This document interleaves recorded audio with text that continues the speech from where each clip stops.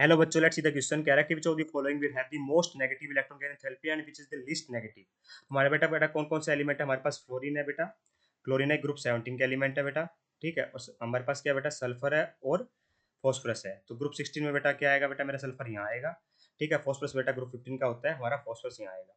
तो देखिए बेटा, इन जनरल बात करते हैं। ठीक है, इलेक्ट्रॉन गेन एंथैल्पी का मतलब क्या होता है बेटा? The amount of energy released when an electron is added to the amount when an electron is added to an isolated gases atom. तो जो अमाउंट ऑफ एनर्जी रिलीज होगी बेटा, जब एक इलेक्ट्रॉन को ऐड किया जाएगा आइसोलेटेड गैसेस एटम में, तो उसको बोला जाता है electron gain enthalpy.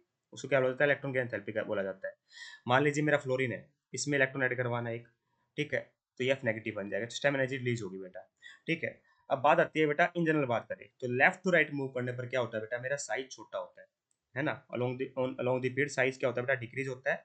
Effective nuclear charge बेटा इंक्रीज हो रहा होता है। इफेक्टिव न्यूक्लियर चार्ज का मतलब है बेटा जो न्यूक्लियस और आउटर मोस्ट इलेक्ट्रॉन है उनके बीच में अट्रैक्शन, ये बढ़ेगा तो बेटा मेरी इलेक्ट्रॉन एफिनिटी क्या होती है बेटा? इन जनरल बढ़ती है, इंक्रीज होती है लेफ्ट टू राइट मूव करने पर, अलोंग द पीरियड मतलब।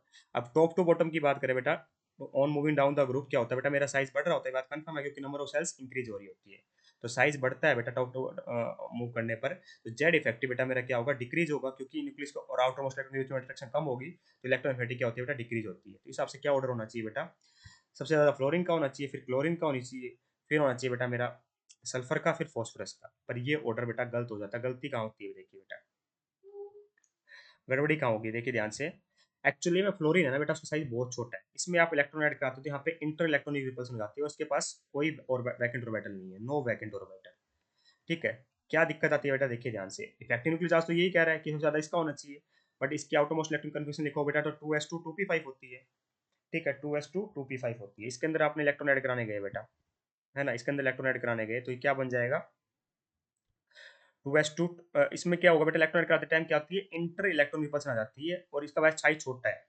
ठीक है, तो ये चाहता है इसके ऊपर नेगेटिव चार्ज आए। ठीक है, जिस वजह से बेटा जो क्लोरीन होता है ना बेटा, क्लोरीन में भी क्लोरीन में क्या है? साइज बड़ा है पर इफेक्टिव चार्ज कम है, मान लिया आपकी बात। पर उस फैक्टर को भी डोमिनेट कर जाता है बेटा कि इसके पास क्या है? वैकेंट डी ऑर्बिटल होता है। ठीक है, तो इंटर इलेक्ट्रॉन रिपल्सन नहीं होती, वैकेंट डी ऑर्बिटल होता है, जिस वजह से बेटा ये ओवरकम कर जाता है हमारे इफेक्टिव न्यूक्लियर चार्ज वाले फैक्टर को, और हमारी सीएल की इलेक्ट्रॉन एफिनिटी ज्यादा हो जाती है फ्लोरीन से। ठीक है, और ऑर्डर बेटा सेम ही रहेगा, सल्फर और फॉस्फोरस में सेम ही रहेगा बेटा, क्योंकि सल्फर का साइज क्या बेटा? मेरा छोटा होता है फॉस्फोरस के कंपैरिजन में। फॉस्फोरस में एक बात हो रहा है बेटा, आप देखोगे ना, लिखोगे तो 3s2 3p3 आता है बेटा, आउटर मोस्ट इलेक्ट्रॉन कन्फर्मेशन क्या होता है बेटा? इसका आटम नंबर 15 होता है ना बेटा। ठीक है, तो यहाँ पे बेटा हाफ फील्ड ऑर्बिटल मिल रहा है, तो इसमें तो इलेक्ट्रॉन ऐड कराना और भी मुश्किल है, तो इसकी बेटा लिस्ट नेगेटिव होगी। और जितनी ज्यादा हमारा बेटा में इलेक्ट्रॉन एफिनिटी होगी, उसमें उतनी ही ज्यादा हमारी इलेक्ट्रॉन एंथैल्पी नेगेटिव होगी, उतनी ज्यादा एनर्जी रिलीज होगी। तो मोस्ट किसकी होगी बेटा? यहाँ पे मोस्ट नेगेटिव किसकी होगी? क्लोरीन की। और लिस्ट नेगेटिव किसकी होगी बेटा? फॉस्फोरस की। तो ये चेक कर लेते हैं, सीएल और पी साथ कहाँ पे है? ऑप्शन नंबर फोर्थ में है, तो ऑप्शन नंबर फोर्थ हमारा परफेक्टली करेक्ट हो गया। I hope you understand the answer. Thank you so much.